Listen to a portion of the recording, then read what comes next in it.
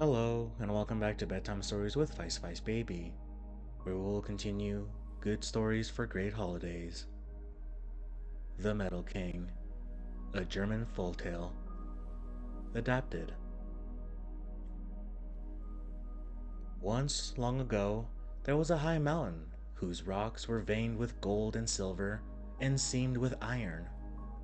At times, from a huge rent in the mountainside, there shot out roaring red flames and clouds of black smoke. And when the village folk in the valley below saw this, they would say, "Look, the Metal King is at his forge." For they knew that in the gloomy heart of the mountain, the Metal King and his spirits of the mines wrought in gold and iron. When the storm raged over the valley, the Metal King left his cavern and, riding on the wings of the wind, with thundering shouts, hurled his red-hot bolts into the valley, now killing the peasants and their cattle, now burning houses and barns.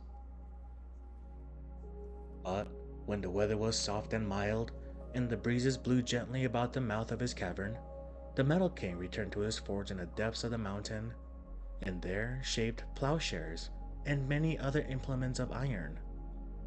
These he placed outside of his cavern door as gift to the poor peasants. It happened on a time there lived in that valley a lazy lad who would neither till his fields nor ply a trade. He was avaricious, but he longed to win gold without mining, and wealth and fame without labor. So it came to pass that he set out one day to find the mountain treasure of the Metal King. Taking a lighted lantern in one hand, a hatchet in the other, and a bundle of twigs under his arm, he entered the dark cavern. The dampness smote his cheeks. Bats flapped their wings in his face. Shivering with fear and cold, he pressed on through the long passage under an arched and blackened roof. As he passed along, he dropped his twigs one after another, so that they might guide him all right when he returned. He came at last to a place where the passage branched off in two directions, to the right and to the left. Choosing the right-hand path, he walked on, at length came to an iron door. He struck it twice with his hammer. It flew open, and a strong current of air rushing forth put out his light. Come in," shouted a voice like rolling of thunder, and the cavern echoes gave back the sounds. Almost overcome by terror and shivering in every limb, the lad entered. As he stepped forward, a dazzling light shone from the vaulted roof, upheld by massive columns, and across the crystal sidewalls flittered curious, shadowy figures. The Metal King, huge and fierce-eyed, surrounded by the misshapen spirits of the mines, sat upon a block of pure silver, with a pile of shining gold laying before him. Come in, my friend, he shouted again, and again the echoes rolled through the cavern. Come near and sit beside me. The lad advanced, pale and trembling, and took his seat upon the silver block.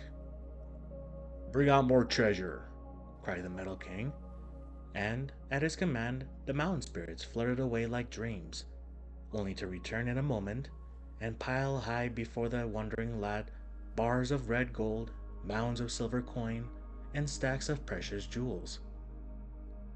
And when the lad saw all that wealth, he felt his heart burst with longing to grasp it.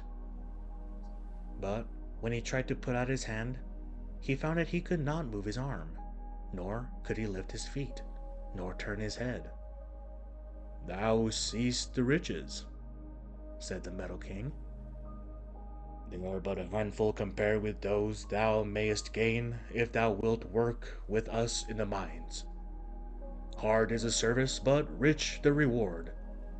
Only say the word, and for a year and a day thou shalt be a mountain spirit. Nay, stammered the lad, in great terror. Nay, I came not to work. All I beg of thee is one bar of gold and a handful of these jewels that lie here. If they're mine, I can dress better than the village lads, and ride in my own coach." "Lazy, ungrateful wretch!"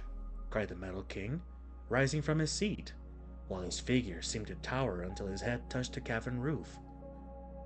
"Wouldst thou seize without pay the treasures gained through the hard labor of my mountain spirits? Hence, get thee gone to thy place. Seek not here for unearned riches.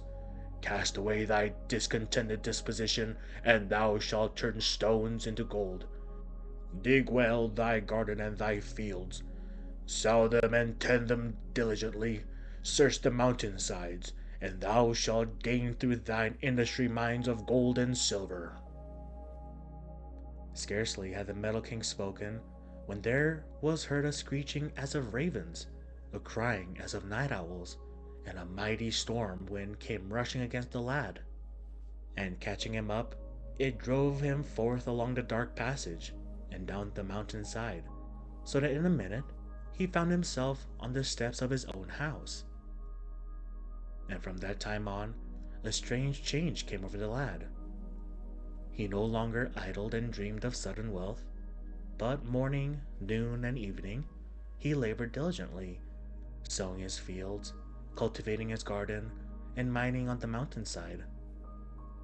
Years came and went, all he touched prospered, and he grew to be the richest man in that country. But never again did he see the Metal King or the spirits of the mines. Thank you for tuning into this episode of Bedtime Stories with Vice Baby. I hope you'll have a good night and sweet dreams.